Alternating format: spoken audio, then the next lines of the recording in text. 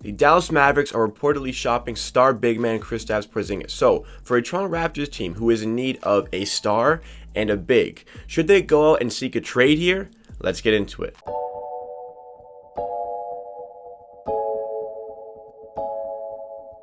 Welcome to Amateur Sports. This is the channel where you get NBA content with a focus on the Toronto Raptors. We do a ton of videos, we do a ton of live stream watch alongs. So if you like what you see from today's video and you want more of myself talking about the Raptors in videos or live streams just like this, make sure you hit that like button to help us reach some new viewers and subscribe to Amateur Sports for more content just like this. So let's get into our topic for today. The topic for today is Kristaps Porzingis and if the Toronto Raptors should make a trade for the big man, seeing as the Dallas Mavericks seem to be interested in shopping him to other teams. And the Raptors, like I said in the intro, the Raptors are in need of a big and they are in need of a star. That is absolutely no secret at this point in the season. Despite the Raptors missing their game yesterday, it probably won't be playing tomorrow either, but can they make a move to bolster their team after the All-Star break by bringing in Kristaps Porzingis? So is this really a good idea for the Toronto Raptors? So for starters, the Raptors over the course of the season, they've started 2-8.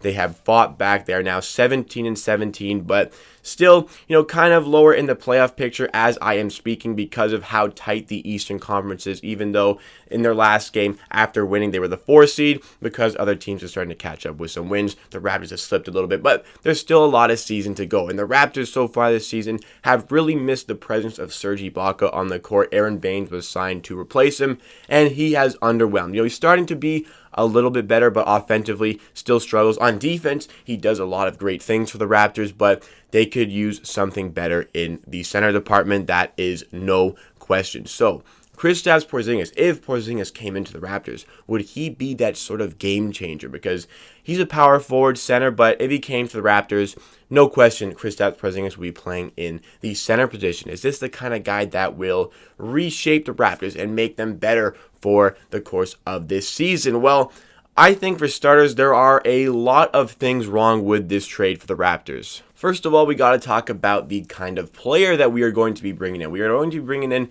Kristaps Porzingis, who, a bit of a unicorn type player. He puts up over 20 points per game on decently efficient numbers in the high 40s for his field goal percentage and just under 35% from three. Also has a pretty good free throw percentage that makes a nice effective field goal percentage, gets about 8 rebounds per game and about 1.5 assists per game. Nothing special there, but 20 points, 8 rebounds on some decently efficient numbers. That is a-okay for a player in that position and one that the Raptors would surely welcome to bring in and have them in that position. Porzingis has shown a lot of superstar potential in his time in the NBA. Some injuries have plagued him from really reaching the next level, but Porzingis obviously is a very good player. Now, the problem with this is Porzingis, though he can be great on offense, really lacks a lot of the defensive qualities for the big man position, especially if he were to be playing in the 5 spot, playing as the actual center, lacks a lot of the qualities down low to play some great defense. Now, the problem with this,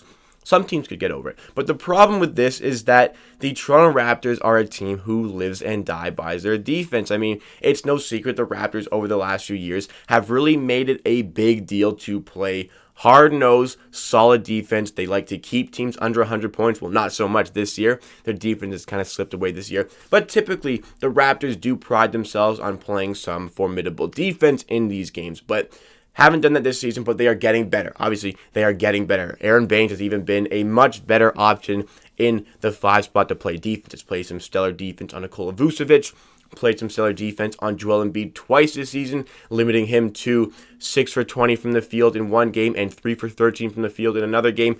Aaron Baines has done much better from the defensive end. Obviously, cannot produce on the offensive end anywhere near Kristaps Porzingis, but I think that the Raptors, they've got a lot of guys on offense who need the ball already. I mean, look at the options that we have. Kyle Lowry can put up near 20 points per game. Fred VanVleet can put up near 20 points per game. Norman Powell as well can put up near 20 points per game. Pascal Siakam can put up over 20 points per game. OG Anunoby as well, another player who can put up about 12 points per game. So there's a lot of guys on this Raptors team who need their touches on offense. Now, I'm not saying it's a bad thing to have a center who can get, a ton of buckets on his own, but the Raptors have a ton of points and have been able to overcome their deficiencies from the center position and have gone small ball on many occasions. So if Porzingis came in, he would need a lot of touches that would take away from some of these other players, and obviously he'd probably have to trade some of these players to acquire Porzingis, but is what Porzingis offers on offense enough to really ignore the fact that his defense is really lacking? Like, his presence down low on defense is definitely lacking. Like, if there's a true big going up against him, Porzingis is going to have a very rough night. Also, his switchability, switching on to different positions, like, some wings, maybe some guards if he has to, for the Raptors, who do tend to rotate on defense very heavily, Porzingis would have a lot of problems there. Not a lot of bigs would have a lot of problems there, but Porzingis, a guy who we'd have to trade a lot to get, would be an even bigger problem. So already, immediately with this trade, I struggle to see the Raptors really doing well with Porzingis in just because of his lack of defense. Now, we also have to analyze what we would have to give up in order to acquire Porzingis. Now, Porzingis makes near $30 million a year, so you obviously would have to trade Kyle Lowry in order to bring in Porzingis. Now, Porzingis is on a contract for a very lengthy period of time, which can be considered team-friendly, which can be considered not team-friendly because you want to bring in a guy who's here to stay. Kyle Lowry's on an expiring deal, but trading away Kyle Lowry, your franchise player, the greatest Raptor of all time, it would be very tricky to be able to overcome the fact that you have traded Kyle Lowry. And Porzingis, who comes in, would he really make as much of a difference to warrant trading Lowry? And it's not just going to be trading Lowry. The hypothetical trade that I have seen here is Porzingis and a second-round pick going to the Raptors in exchange for Kyle Lowry, a first-round pick, Aaron Baines, and a future pick swap. Now, that's kind of expensive in order to bring back Kristaps Porzingis, who again doesn't play fantastic defense. We know that doesn't play fantastic defense. You got to give away a first-round pick, which the Raptors are very good at using. They get some gems. Even in the lower first-round pick situations, they find some gems like OG Anunoby, like Pascal Siakam. So those are very important assets, those first-round picks, to the Toronto Raptors, no matter where it is, even if it is a very late first-round pick, the Raptors use them very well. As far as the Mavericks go, they've been struggling over the last couple of years, and it's Luka Doncic's time. I think they would make this trade. They would see what they get with Kyle Lowry for the rest of this season, and then move on, use that $30 million in cap space to acquire some other talent. The Raptors would be with Kristaps Porzingis for the rest of this season, plus I believe another 3 seasons of Porzingis making more and more money, eventually going up to $36 million a year in the last year of his contract. Now, is Porzingis a good player? Yes, definitely. But is Kristaps Porzingis a player that is going to be worth the max, worth $36 million a year in a few years, considering the fact that he still struggles to play defense? His defensive rating over 100 possessions this season is 112, which is quite high. A guy who can't play defense very well and isn't even, that extreme level of an offensive threat. Like, sure, he's a great player in offense, but is he that extreme offensive threat? You got to be really nitpicky when you're paying a guy like in the mid $30 million, like when he's making $36 million, when he has these injuries and he has these deficiencies that we've highlighted. Like, I think if you're going to go out and chase a player like this, you got to be extremely confident in their ability to really heighten the level of your team, to make your team take that next step, get to the next level. And I'm just not sold on Kristaps Porzingis being the guy that will do that for the Toronto Raptors. Again, if I'm trading Kyle Lowry, I would prefer to get some prospects, some young guys who will grow into this team, because I think the Raptors are in a transition year. It shouldn't be about going out and winning everything this year, because you've locked in Fred VanVleet for 4 years. You've locked in OG Anunoby for 4 years. After this year, Pascal Siakam is also locked in for 4 years. That is a very good core to build around, to get some young players in, and maybe in a year or two, build up some younger players if you're going to trade Kyle Lowry, to play with that system, to play with those players, and see how far it gets you then. But going all out for it this season doesn't make a ton of sense to me here. Trading Kyle Lowry for Kristaps Porzingis doesn't make a ton of sense here, and especially trading Kyle Lowry to a destination that he definitely would not want to go to for a Mavericks team who has been kind of struggling this season, has really not played good defense. They give up a ton of points, and Kristaps Porzingis, I think, is a part of that. I think Kristaps Porzingis really lacks a lot of these defensive qualities that the Raptors really pride themselves on, and for that reason, the trade is tough. The trade is tough. There are a lot of red flags here that would make me not want to do this. The first one being, of course, Kristaps Porzingis doesn't play very good defense. The second one, you got to give away Kyle Lowry and a first-round pick in order to bring him in order to acquire him. And the final thing is, Porzingis is making $29 million a year this year, and that number goes up for the next 3 years. He eventually will be making $36 million on his contract. That is a contract that will handcuff the Toronto Raptors in the future, trying to bring in talent. And I don't think Porzingis is a guy that will put you over the top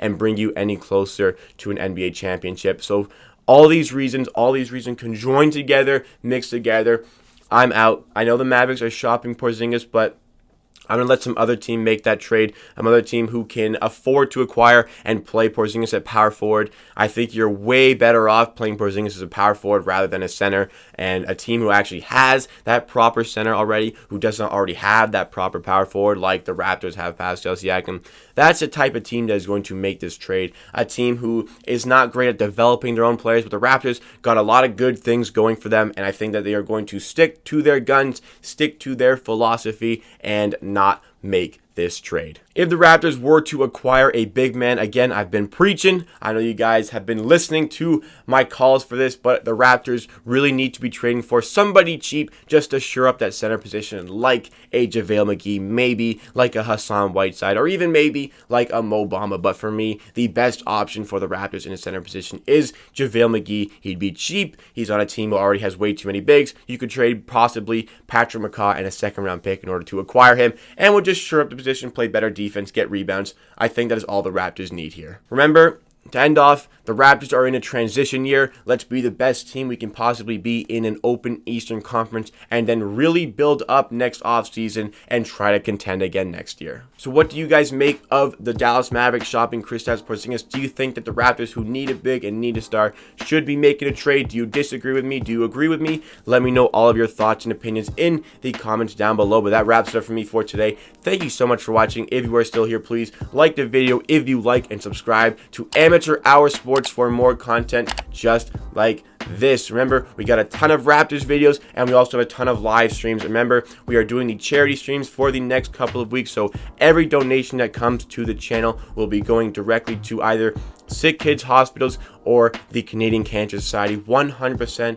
of the proceeds go to charity. So if you want to be at the live stream tomorrow for the Raptors game, even if there's no Raptors game, we will be doing a live stream tomorrow night. Hope to see you guys there. Bring in some donations for a very good cause. If you don't want to beat the stream, the donation link is in the description. Donate there, and all the proceeds go to a very good cause. At the end of the day, I believe what I say. If you disagree, that is okay. We'll see you again next time for another video.